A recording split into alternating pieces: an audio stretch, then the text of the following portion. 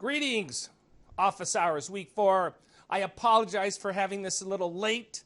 Thank you for indulging me.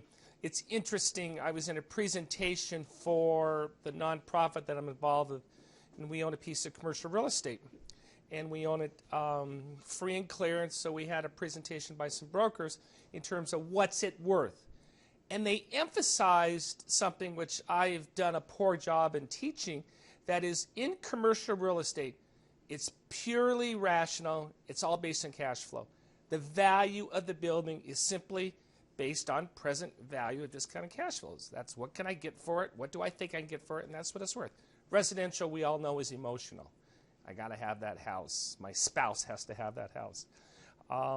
So when you're looking at the analysis, and I am impressed by the quality of the homework assignments that you're doing. You're putting in a lot of time. Good for you. It will come back to you.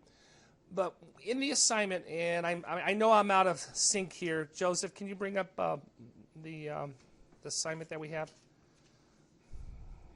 Yeah. No, I'm sorry. The real estate. Yeah, the next one. There we go. Go back. Go back one. Go back. Go back. Go back. Stop. Homework submission by Paul. I love it. I got a picture. What's the building worth today? We have a very specific value. The same business is operating at 5 years ago. What was the building worth 6 years ago? About $165,000. Paul says blue sky. And Paul, I don't disagree with that. But I think perhaps consider this answer, that the value, the reason why the building's gone up is because there is more cash flow to support the payments on a loan. There's more cash flow that the building can generate in terms of a new lease. And that makes sense. 6 years ago, that restaurant probably is not doing as well as they're doing today. However, we're certainly not going to get into $15 minimum wages and automation, all that other stuff. But the takeaway is, and I've done a poor job on it, so I want to re-emphasize it. Commercial property is only valued based on what the cash flow can generate. Well, very good. With that, let's go to the poll questions. What is the most important information obtained from an accounts receivable aging? The turn, how much is over 90 days, or sales concentration? Guess what? There's no wrong answer on this. Probably should have had an all of the above. But what's the most important? What do you think? What's the most important? Yeah, I like over 90 days. I'd like the sales concentration. I have no issues with either one of those. I certainly don't have an issue if you also say receivable turn. The SBA SOP 5010H gives a detailed step-by-step guide on how to complete the pro forma financial statement. Remember reading about that?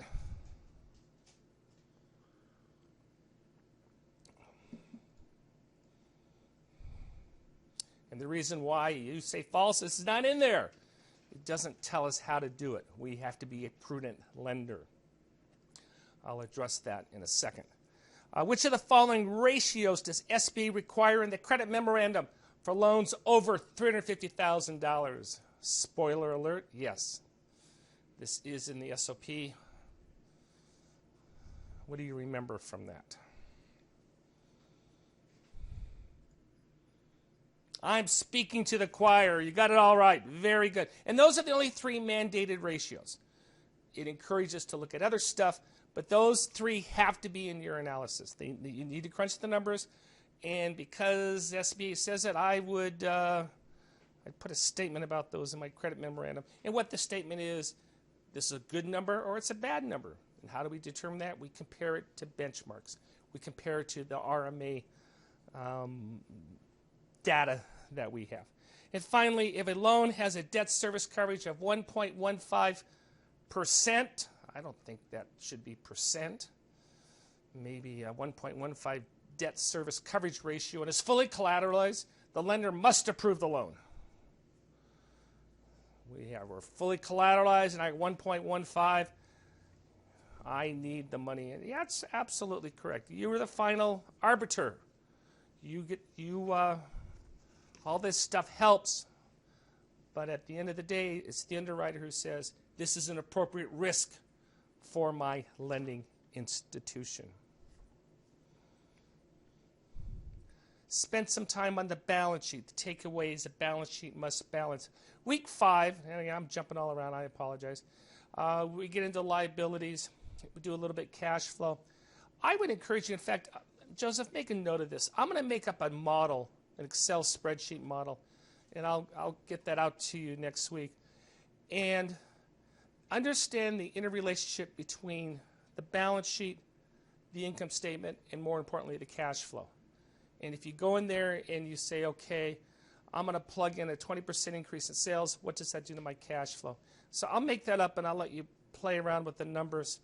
And the point of that exercise, anything that impacts the balance sheet, anything that impacts the liability, it all affects cash. And what we want to do as underwriters is how is something going to affect cash? So I talked about that. I talked about the pro forma. I gave that to you. And the pro forma is your ability to correct the mistakes by our friends, the CPA. Yeah, they're not mistakes, but they don't help us out at times. I hope you enjoyed. I just pulled that off the internet, the Illinois SBDC guide. I've seen a ton of these. This one's pretty good. It's very simple for the purposes of this exercise. It's not too simplistic because they do have the month-to-month projections in there. We'll talk about that in week 5. The homework assignment, I already jumped ahead. Pick any freestanding restaurant. Why is the building worth, or building, why is it worth more today than 6 years ago, as most commercial real estate is? And the reason why, it's all based on cash flow. It's all based on cash flow. Next slide. Paul. When looking, I already know the answer to this one. I was going to look it up. I didn't get the answer. Paul, I think the answer on this is it's in the 1919 that the borrower signs. It's somewhere buried in there. I will do better next week. I don't have an answer. You stumped me. Will you talk about life insurance? Yes, I will talk about life insurance. I talk about that later on in the course. I have very strong feelings about it. I have a situation for a loan of $100,000 and don't believe I need life insurance on it, but taking with SBA Underwriting, they're giving me a great answer. Paul, $100,000 life insurance, and depending on the value, it's nothing. For $100,000, it's going to be minimal. I believe as prudent advisors to our lending clients to tell them to get, especially you can get term. If we're talking someone 40, I mean, it's nothing. I don't necessarily, for $100,000, I probably would not go through the exercise of assigning it. All of a sudden now it becomes much more complex. It delays it. But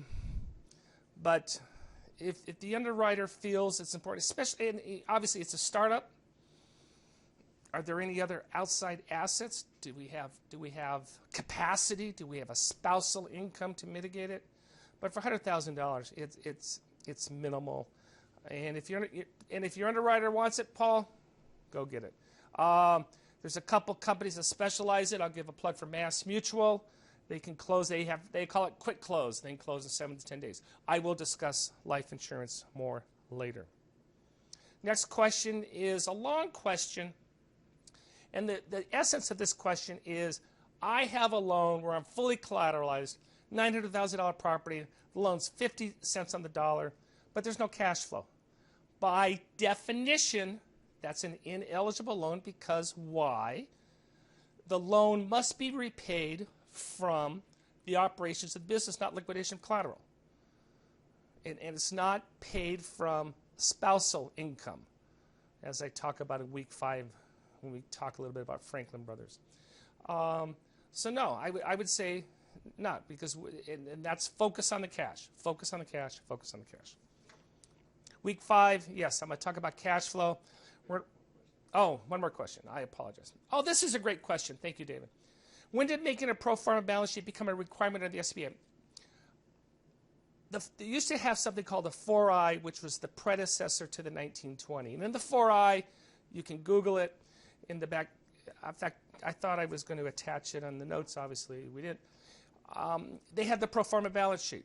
Now, back in the day, a lot of lenders just simply crossed that out and said see attached, and they put the pro forma in their credit memo, and that was fine with SBA. That was perfectly fine. But yes, the pro forma is required. It says so in the SOP. We want to do it, and why do we want to do it? Because we need to know how that affects our ratios, how it affects our debt service. We have to do it at a minimum. Pro forma, when you start adding in the loan payments, that's now a pro forma. It's not a balance sheet, it's a pro forma income statement, but it's easy to do. So yes, you want to do it. It does not, the language is a little gray where it refers to pro forma analysis on ratios. Go ahead and do it. Go ahead and do it. And a lot of these computerized generated programs do it. And I talk about that in the case study. Franklin Brothers, I give it to you so you can see exactly how we come up with that. All right. This late question just in. If I am behind the course schedule, is the course material still released on the date of the schedule? Yes. Yeah. Well, if I understand it, you can. Let me answer it this way. You can go back and access weeks 1 through 4 now. They're up there. Week 5 is scheduled to be released Tuesday morning. I think we're getting pretty good at getting released on Monday, right, guys? I see a thumbs up. So our goal, even though we commit to Tuesday morning, we'll try to get them to you on Friday. I'm giving you the reading materials right now. So week 5 will be released no later than Tuesday morning. Let's talk about week 5. I'm talking about cash flow. I go through it line by line. I want you to feel comfortable on the additions and the subtractions. We can base cash flow on what? Financial statements, tax returns, excuse me, and projections. So we go through when is what appropriate. We talk about, remember that, working capital adequacy. We're commanded by SBA to address it. So because we're commanded and we're signing it in the 1920, I want to spend some time on. And then we talk about the affiliates and how important that is. In this case, Franklin Brothers, the case study, Michael Franklin, has a number of outside investments. He has a partnership in a Jack in the Box. He has apartment partnerships. Sounds like a spaceship. And so we'll go through what is considered an affiliate, and we'll break that out. I give you 3 reading assignments. And the first one is the SOP again. Yeah, I'm making you read it again. You're going to have those 3 pages memorized, and there's a reason why I keep doing it, because it's important. A Coleman report that we did several years ago about underwriting borrower projections, very, very important. And SOP information notice 501376, which was what? Released this week, the 25th. Brand new. It reminds lenders about the credit elsewhere rule. So even though we discussed credit elsewhere, go ahead and read it. And it's interesting that why SBA is doing this. I perceive it's because the Inspector General is telling them, hey, you better remind lenders about credit elsewhere. So read that notice. It's very short. What's significant is it's a notice to the lenders about remember credit elsewhere. Not a notice to say, hey, remember debt service coverage ratio, or remember that we need to be collateralized. It says, no, remember credit elsewhere. So the takeaway is when you write these credit memorandums, address it. I put an article up on LinkedIn that I published yesterday, so that's that. Homework assignment, very simple this week, extremely simple. I love all the work you're doing, so I'm going to give you a little bit of a break. I want to know the add-backs that you're doing for Grays and Franklin Brothers, so jot them down when I talk about them. I have no issue. If you're different than what I recommend, as you know, this is truly a pass homework assignment. But the purpose of the assignment is I want you to think about when I'm saying this back to you. And Franklin Brothers, the problem with Franklin Brothers is we got 2 issues. We have a $50,000 a year commitment that they have to buy equipment. So if we give them credit for depreciation, then we need to offset. They have to buy the equipment. Just like if someone's buying paper and office supplies, we're not going to give them credit for that on cash flow. The second problem is, in moving to the building, there's a $100,000 leasehold improvement nut that they have to meet. And that has to come out of cash flow unless it's financed. And so that you'll see how we're going to end up fixing Franklin Brothers is you cannot make the loan the way they want, which is, hey, give us some money to buy the real estate. They're underwater. They're under the 1.15. So we're going to have to get creative, and we will discuss that. Any other questions? Hey, again, I apologize. Thank you all for... Oh, wait a minute. Shout-outs. Shout-outs real quick. I'm very impressed, as I said, by the quality of the homework, by the quality of participation. And Alexandra, Amy, Andrea, Anita, Ashley, Bill, Brent, Bryant, Chris, Corey, David, Debbie, Dennis, Devin, Flora, Heather, Lucas, Paul, Sarah, and Tiffany, Thomas. A little shout out there. That's high.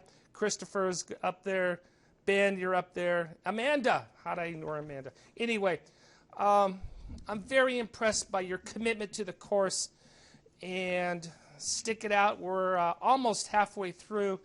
And I hope it's already paying dividends in terms of how comfortable you are in SBA lending.